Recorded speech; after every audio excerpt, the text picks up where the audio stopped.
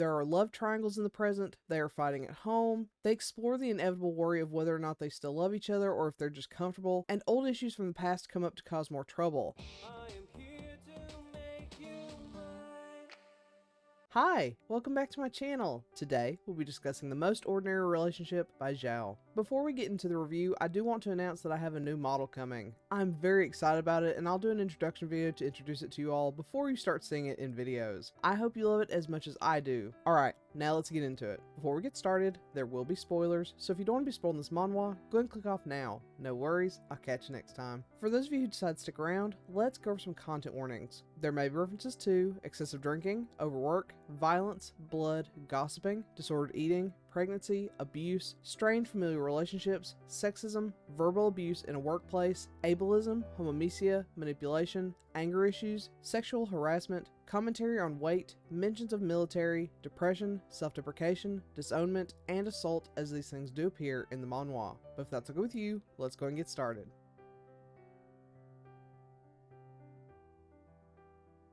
Eun-yeol and Won-woo have been together for 10 years, and they've been living together for a few months longer than that. They truly have the most ordinary relationship, full of arguments, work trouble, financial issues, and more. But Eun-yeol and Won-woo have hit a particularly rough patch, bringing up a lot of the tough times they went through in their early days together. They've been through disownment, near destitution, and more. Sure, they've been together for 10 years, but will they be able to make it much longer, especially when new suitors appear in their lives?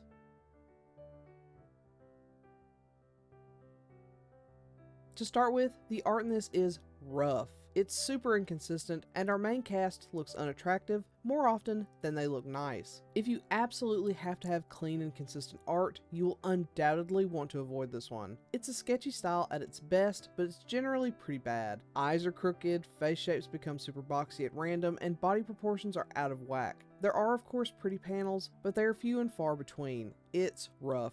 But where this fails in the art front, it more than makes up on the story front. This is an established couple series, which is rare when it isn't a spin-off or a sequel of some kind. I love that. There is no question that these two get together, and that allowed all of the tension to be much more exciting and refreshing. I'm so used to seeing will they, won't they, and situationship storylines, so it was exciting to see something where neither of those was even on the table. I really want more established couple works for this very reason, as it's much harder for creators to rely on the more common and tired tropes. With that being said, much of the story actually relies on flashbacks. I'd say at least 50% or more of the story takes place in the past, so while we avoid the central tension of whether or not they'll end up together, we do still get to see where they came from to get where they are today. I do like that we see where they started, but I was really enjoying the present day issues. There are love triangles in the present, they are fighting at home, they explore the inevitable worry of whether or not they still love each other or if they're just comfortable, and old issues from the past come up to cause more trouble. I loved seeing these things we often don't get to see in new couple stories, so sometimes the flashbacks felt unwelcome.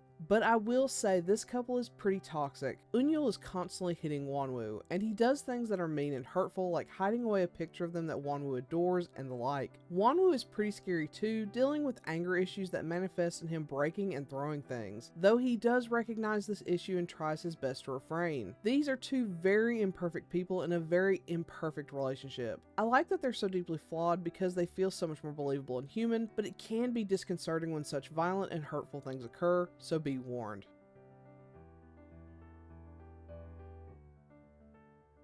With all that being said, this is a strong title. I adore exploring a pre-existing couple's life and seeing how it's affected by time and those who get involved in the relationship. It's unfortunate how inconsistent the art style is, and some of the character flaws are dangerous and toxic, making the romance sometimes uncomfortable. While I wouldn't say this is a favorite by any means, it does make me long for more established couple series. If you don't mind toxicity and poor art, this is a rather refreshing read, but it's not the best that it could be. So, have you read The Most Ordinary Relationship? If so, what do you think? Do you agree with my assessment? Do you not? Let me know in comment below. Otherwise, I'll catch you next time. Bye!